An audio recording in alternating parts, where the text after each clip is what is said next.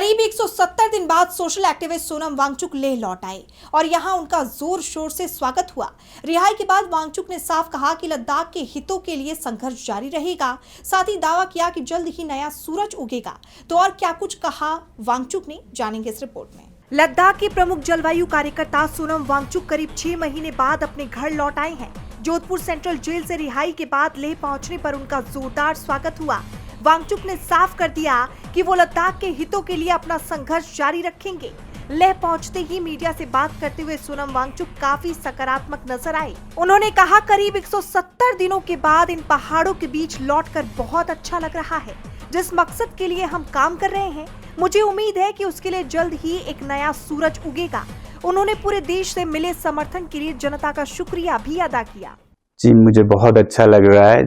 170 दिन बाद, शायद 180 होगा अभी तो, इन पहाड़ों में आते हुए और लोगों से मिलते हुए जिस मकसद के लिए हम काम कर रहे हैं, उसके लिए मेरी उम्मीद है कि एक नया सूरज निकलेगा। उम्मीदों के साथ हम आगे बढ़ रहे हैं।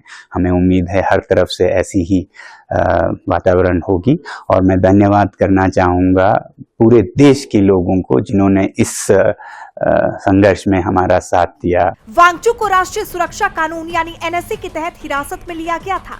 सरकार ने हाल ही में उनकी हिरासत वापस ली है। जेल के दिनों को याद करते हुए उन्होंने कहा कि ये समय आत्मचिंतन का था। हालांकि उन्होंने हिरासत की प्रक्रिया पर सवाल भी उठाए।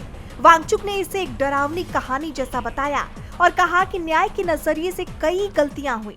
उन्होंने अपनी पत्नी गीतांजलि के संघर्ष का भी जिक्र किया, जिन्हें कानूनी लड़ाई के लिए काफी दिक्कतों का सामना करना पड़ा।